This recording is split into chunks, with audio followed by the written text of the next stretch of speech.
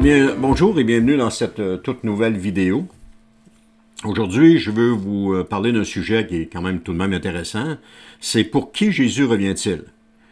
Et je vais vous donner une réponse qui est fondée sur les Écritures. À travers les siècles, plusieurs théologies ont tenté de répondre à cette question essentielle qui est pour qui Jésus revient-il? Est-ce pour l'Église? Est-ce pour les croyants? Est-ce pour Israël géopolitique actuel? Ou pour les descendants d'Abraham selon la chair, encore attachés à l'Ancienne Alliance? Alors pour y voir plus clair, il ne faut pas se tourner vers les traditions humaines, mais plutôt vers les Écritures elles-mêmes. C'est la parole de Dieu qui détermine les contours du peuple que Christ viendra chercher. Et lorsqu'on veut une réponse, il faut toujours se tourner vers la parole de Dieu pour avoir une réponse claire. Donc, le premier point, c'est que Jésus revient pour ceux qui lui appartiennent, c'est-à-dire rachetés par la foi. Le retour de Jésus concerne tous ceux qui sont à lui, c'est-à-dire ceux qui ont été rachetés par son sang et qui vivent dans la foi. C'est Habakkuk qui va dire « Mon juste vivra par la foi » ou c'est Dieu qui dit dans le livre d'Habakkuk « Mon juste vivra par la foi ». Et c'est repris aussi dans le Nouveau Testament. Il ne s'agit pas d'une catégorie ethnique, ni d'une position religieuse, mais d'un peuple spirituel qui est né de nouveau. Car la grâce de Dieu, c'est Tite, chapitre 2, versets 11 à 14, qui nous dit « Car la grâce de Dieu, source de salut pour tous les hommes, a été révélée. Elle nous enseigne à renoncer à l'impiété en attendant le moment béni où va se manifester la gloire de notre grand Dieu et Sauveur, Jésus-Christ. Il s'est donné lui-même pour nous afin de nous racheter de toute faute. » Ce peuple racheté par Christ est composé de Juifs et de non-Juifs, qui sont tous unis dans la foi, régénérés par l'Esprit en attendant activement son retour. Donc, ceux que Jésus vient chercher, ce sont ceux qui lui appartiennent, ceux qui l'ont reconnu comme le Messie, ceux qui ont cru en lui, ceux qui ont cru ses paroles, ceux qui ont reconnu que Jésus pouvait les sauver. C'est eux que Jésus vient chercher. Le deuxième point, c'est que Jésus revient pour ceux qui sont invités aux noces de l'agneau.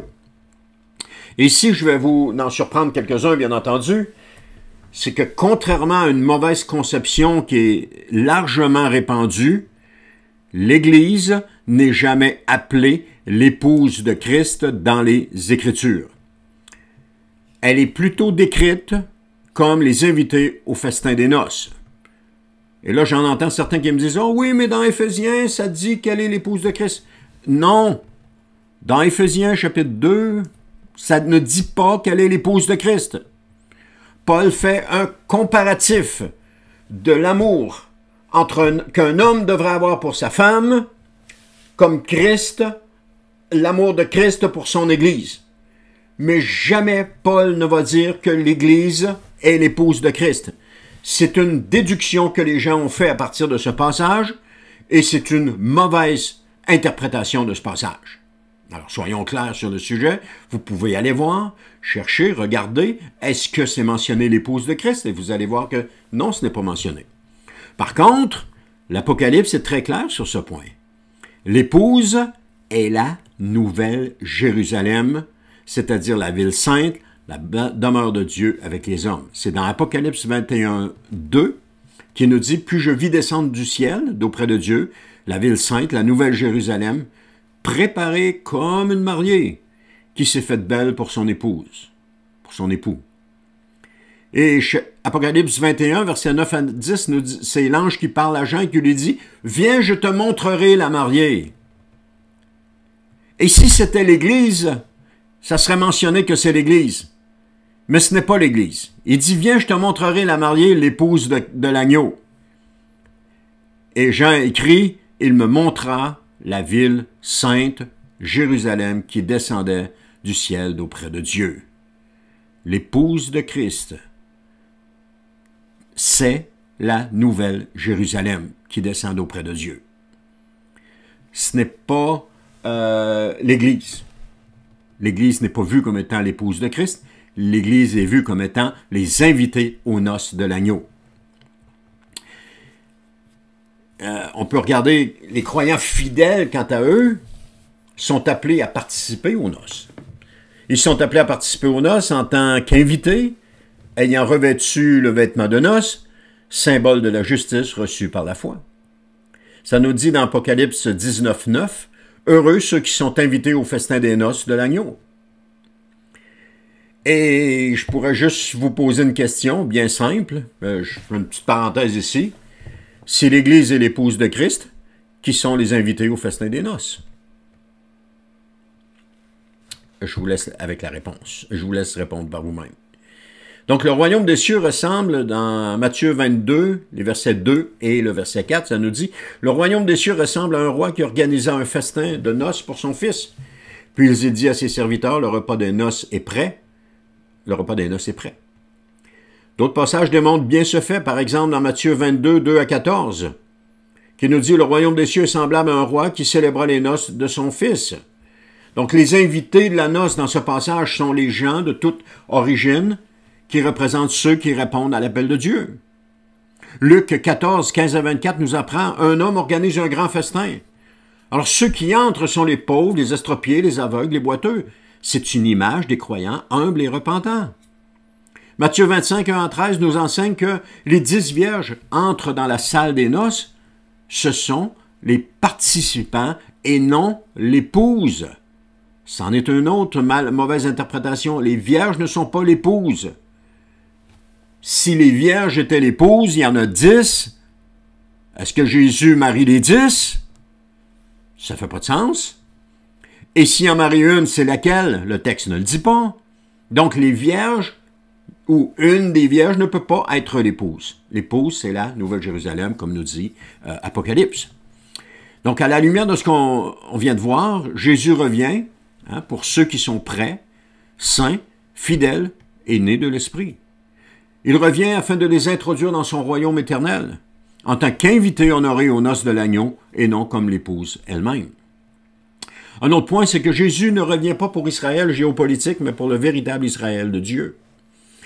Donc, il est important de distinguer entre Israël géopolitique actuel selon la chair et Israël spirituel que les apôtres décrivent. Parce que le retour de Jésus ne concerne pas un État moderne, ni une ethnie, mais tous ceux qui sont en Christ. C'est comme je vous ai dit au début, tous ceux qui sont en Christ. Alors, c'est Galates 6,16 qui nous dit « Tous ceux qui suivent cette règle de conduite, paix et compassion sur eux et sur l'Israël de Dieu. » Ici, Paul parle de l'Israël de Dieu. Il faut faire attention. Avant de déterminer qui est l'Israël de Dieu, il nous faut regarder le contexte. Et dans le contexte de ce passage, on voit clairement que l'Israël de Dieu aujourd'hui, c'est l'Église. C'est elle, le peuple de Dieu dans la Nouvelle Alliance. Et il faut faire la distinction. Il y a certaines distinctions qu'il nous faut faire. Il y a pas deux peuples de Dieu. Israël, l'Église, Israël, les croyants, il n'y a pas deux peuples de Dieu. Il y en a seulement un seul. L'idée de deux peuples vient du dispensationalisme, que j'expliquerai dans d'autres vidéos. Il vient du dispensationalisme et c'est une très mauvaise conception. Le dispensationalisme fait une séparation entre Israël et l'Église. Et ce que ça dit, ce que certains affirment, c'est que l'Église est là juste temporaire, juste pour patcher, boucher un coin, en attendant qu'Israël soit revenu, le peuple de Dieu officiel. C'est des conneries, là, si vous voulez mon avis. Là. Ça fait pas de sens, mais pas pantoute. Là. Anyway, donc, il y a un seul peuple de Dieu, parce que ce qu'il nous faut savoir, c'est que nous ne vivons plus dans l'ancienne alliance, qui était une ancienne alliance qui avait été entérinée par le sang des animaux, mais nous vivons dans la nouvelle alliance qui a été entérinée par le sang de l'agneau parfait qui est Jésus-Christ. Le sang de Christ a entériné la nouvelle alliance. Donc aujourd'hui, nous vivons dans la nouvelle alliance et non plus dans l'ancienne alliance. Et le fait que nous vivons dans la nouvelle alliance fait que le peuple de Dieu aujourd'hui, c'est l'Église. C'est pas Israël. D'ailleurs, l'Israël géopolitique, c'est pas le peuple de Dieu. Là, je sais qu'il y en a qui vont qui n'aimeront pas ce que je dis, mais il faut juste étudier les Écritures et vous allez vite vous apercevoir que c'est ça. Alors, quand l'apôtre Paul parle de l'Israël de Dieu, il fait référence au peuple de Dieu. Il fait référence à l'Église. Paul précise que ce ne sont pas les descendants naturels, donc le peuple d'Israël, les descendants naturels d'Abraham qui sont héritiers de la promesse, mais ceux qui sont enfants de Dieu par la foi. C'est dans Romains chapitre 9, versets 6 à 8 qui nous dit « Ce ne sont pas tous ceux qui sont issus d'Israël qui sont Israël. Ce ne sont pas les enfants, écoutez bien, ce ne sont pas les enfants de la chair qui sont enfants de Dieu, mais ce sont les enfants de la promesse. » Qui sont les enfants de la promesse? C'est l'Église. De quelle promesse est-ce qu'il parle? La promesse de la vie éternelle. À qui Dieu va donner la vie éternelle? À son peuple, l'Église. Le véritable Israël aujourd'hui, c'est la communauté des croyants nés de nouveau, unis à Christ, issus de toutes les nations. Quand Jésus a dit à la Samaritaine, « Ce n'est pas sur cette montagne ni à Jérusalem que vous adorerez le Père », mais à partir de maintenant, je le paraphrase, ça va être partout que vous allez adorer le Père. Toutes les nations vont adorer le Père. Toutes les ethnies vont adorer le Père. Tous ceux qui voient Jésus comme étant la porte, parce que Jésus est la porte. Il n'y a pas d'autre porte, il y en a seulement une. C'est Jésus. Alors, si on n'entre pas par Jésus, on n'entre pas nulle part. Il n'y en a pas d'autre porte. Alors, c'est pour ce peuple que Jésus revient. Ceux qui sont nés de nouveau. Maintenant, Jésus ne revient pas pour ceux qui rejettent le Messie, même s'ils sont juifs selon la chair. Le salut n'est pas accordé en raison d'une appartenance ethnique ou d'une observance extérieure de l'ancienne alliance. Jésus reviendra en jugement contre ceux qui l'ont rejeté, même s'ils se réclament de Moïse. C'est dans Jean 3,36, il dit « Celui qui croit au Fils a la vie éternelle. Celui qui ne croit pas au Fils ne verra pas la vie, mais la colère de Dieu demeure sur lui. » Donc la condition, c'est quoi? C'est croire. C'est croire, c'est la foi. Celui qui croit au Fils a la vie éternelle. Mais si je ne crois pas que Jésus est le Messie, je passe à côté. Vous comprenez, hein? Donc la foi en Jésus est la seule porte d'entrée dans le royaume de Dieu. Pour les Juifs comme pour les non-Juifs, unis en Jésus-Christ. C'est la seule porte. Il n'y en a pas d'autre. Il nous faut entrer par la porte qui est Jésus. Même s'il y a un reste d'Israël selon la chair, c'est Galates 3,28, pardon. Mais il n'y a plus ni juif, ni non-juif, ni esclave, ni homme libre, ni homme, ni femme, car vous êtes tous un en Jésus-Christ. Alors, même si un reste d'Israël selon la chair se tournera vers Jésus dans les derniers jours, on voit ça dans Romains 11, 25 à 26, ce sera par la foi en lui et non par le biais d'un privilège ethnique. Quand Paul priait qu'il souhaitait que son peuple soit sauvé, c'est parce qu'il voyait que son peuple n'était pas sauvé s'il rejetait Jésus. Et que pour être sauvé, nous devons accepter Jésus, recevoir Jésus. Sinon, il n'y a pas de salut. Le salut est par la foi en Jésus seul. Donc, en conclusion, Jésus revient pour son peuple spirituel, ceux qui lui appartiennent par la foi. Le retour de Jésus concerne ceux qui ont été lavés par son sang, sont nés de nouveau et qui gardent la foi jusqu'à la fin. Et ce peuple est formé de toutes les nations, y compris un reste d'Israël selon la chair. Un reste d'Israël qui se sera tourné vers Jésus, donc qui seront nés de nouveau. Le peuple de Dieu n'est pas défini en aucun temps par l'ethnie ou la religion d'origine, seulement par l'union avec le Messie. Ça nous dit, voici, il vient avec les nuées. Tous le verront, même ceux qui l'ont transpercé. Et toutes les familles de la terre se lamenteront à cause de lui. Qui sont ceux qui l'ont transpercé? Ben, c'est ceux qui l'ont fait mourir. C'est ceux qui ne l'ont pas reconnu comme Messie. C'est ceux qui aujourd'hui ne le reconnaissent pas comme Messie. Ils font partie de ceux qui l'ont fait mourir. Parce que oui, eux l'ont fait mourir dans la chair, mais nous pouvons le faire mourir spirituellement dans notre vie aussi. Matthieu 24, 13, il dit, quant à ceux qui auront persévéré jusqu'à la fin, ils seront sauvés. Alors, préparons notre cœur.